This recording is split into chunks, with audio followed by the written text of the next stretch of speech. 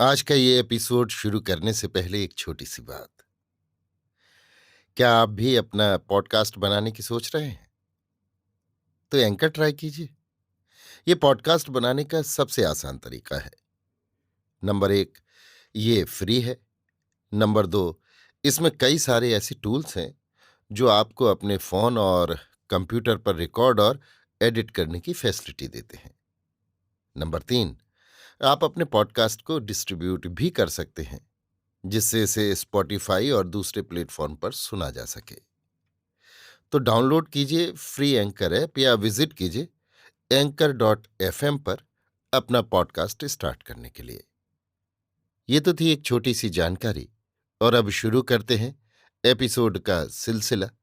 तो आज के एपिसोड में लीजिए सुनिए सूर्यकांत त्रिपाठी निराला के लिखे उपन्यास अलका का भाग 19, मेरी यानी समीर गोस्वामी की आवाज में।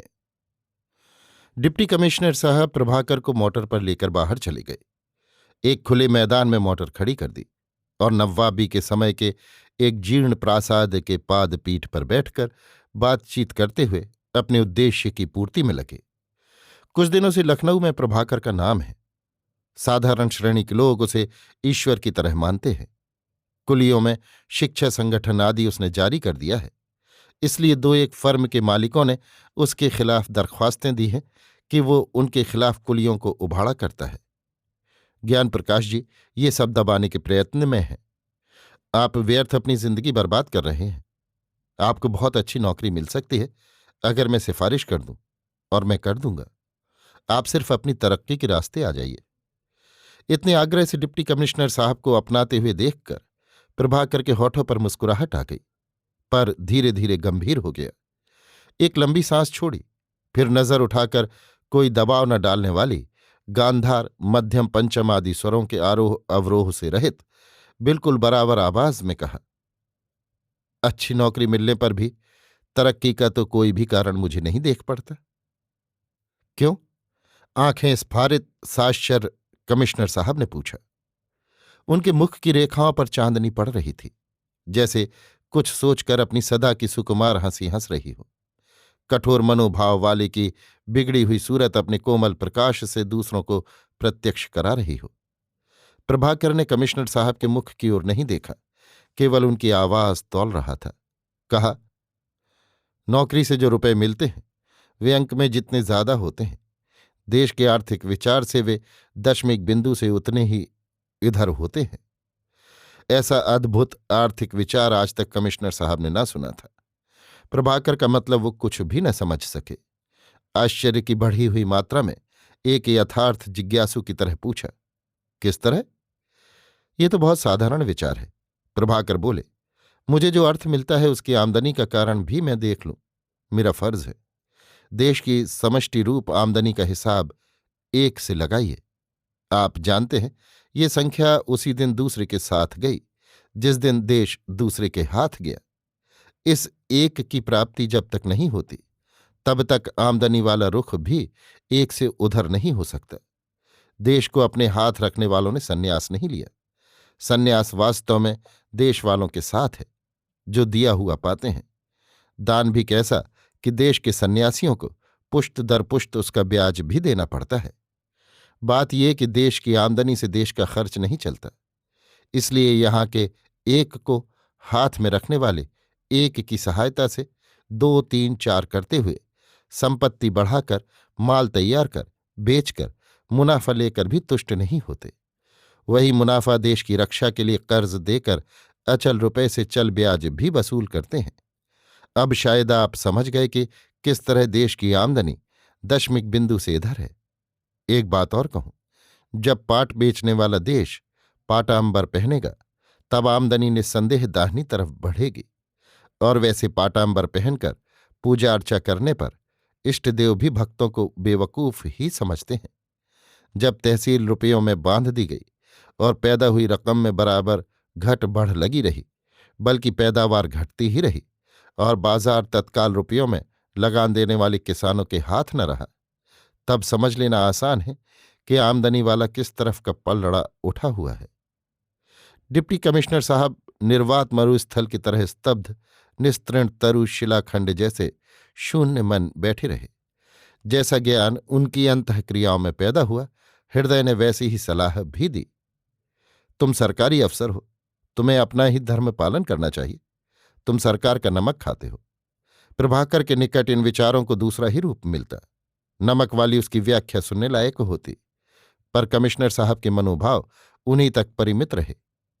बनावटी सारल्य में स्वर को रंग कर प्रभाकर से उन्होंने कहा, देखिए, हम लोग आपके साथ नहीं, ऐसी बात नहीं, पर कोई काम एक दिन में तो होता नहीं।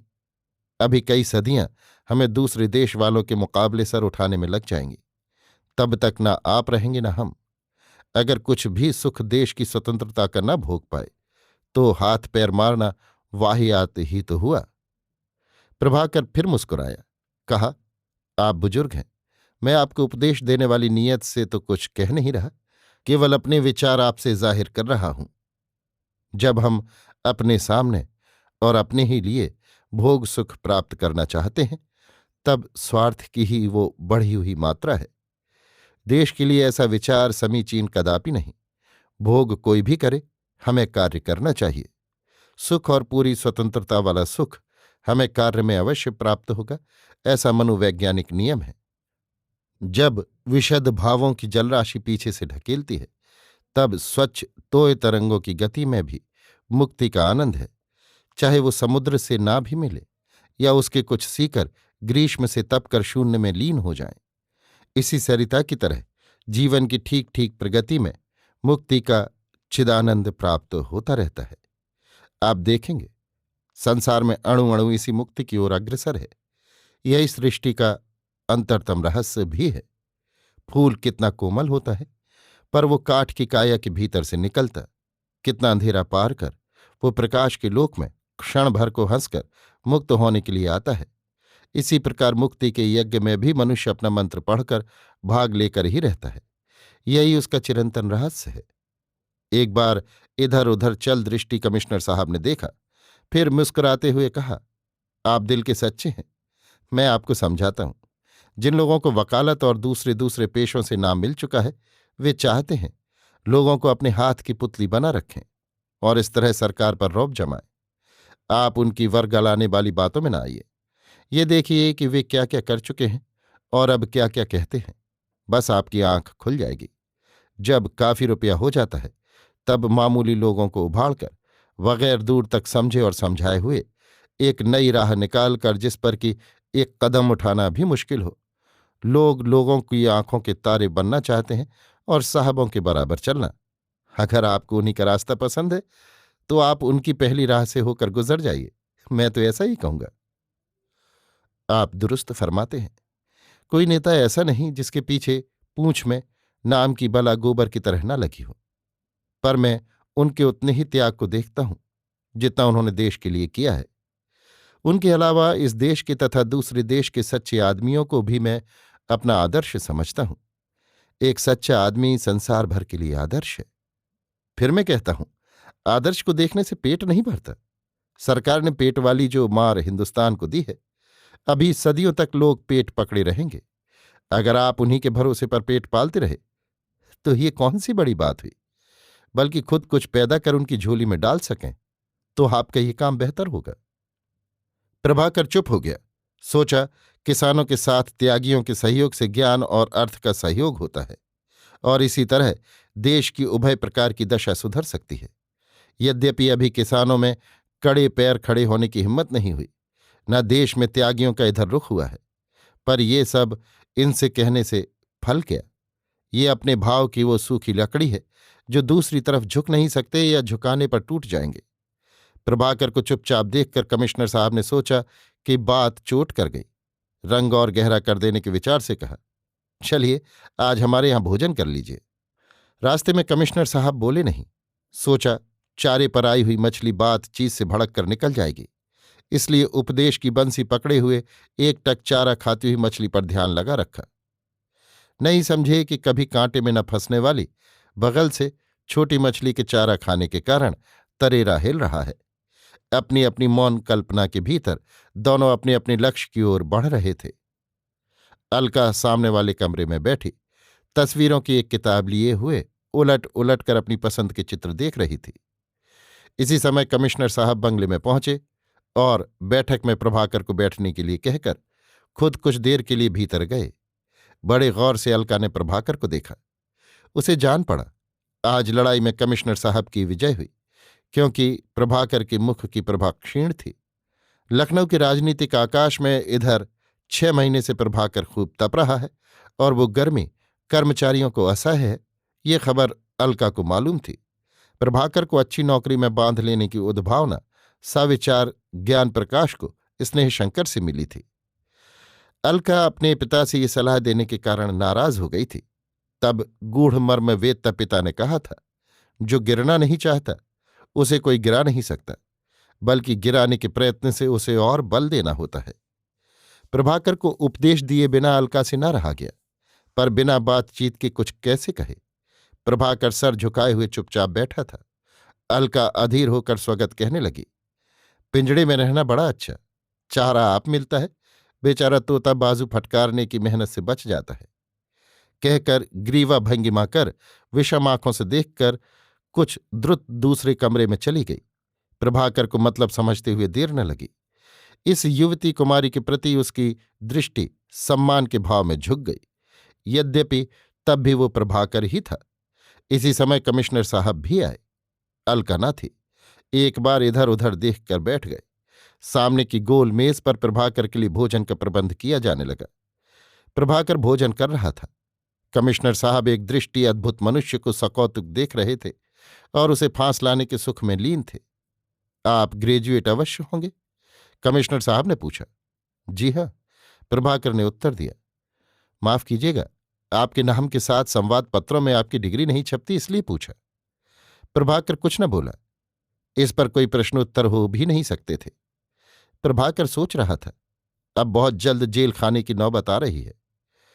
भोजन समाप्त कर चुका। हाथ मुंह नौकर ने धुला दिए। पान खाकर डिप्टी कमिश्नर साहब से विदा होने लगा। स्वभाववत कमिश्नर साहब ने पूछा, तो अब क्या विचार है? कल कुलियों की हड़ताल का फैसला देखना है कि मालिक लोग क्या करते हैं। कहकर एक छोटा सा नमस्कार कर बाहर चला गया। फाटक के पास तक गया तो पीछे से कोमल स्त्री कंठ की पुकार सुन पड़ी। ठहरिएगा जरा। अलका तेज कदम प्रसन्न बढ़ती आ रही है। आती हुई बोली, मैं आपके विचारों से सहमत हूं, आपको बधाई देती हूं। आपकी कृपा।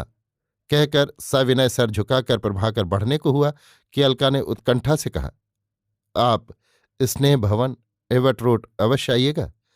और आपका पता? प्रभाकर ने बतला दिया। अभी आप सुन रहे थे सूर्यकांत त्रिपाठी निराला के लिखे उपन्यास अलका का भाग 19 मेरी यानी समीर गोस्वामी की आवाज में।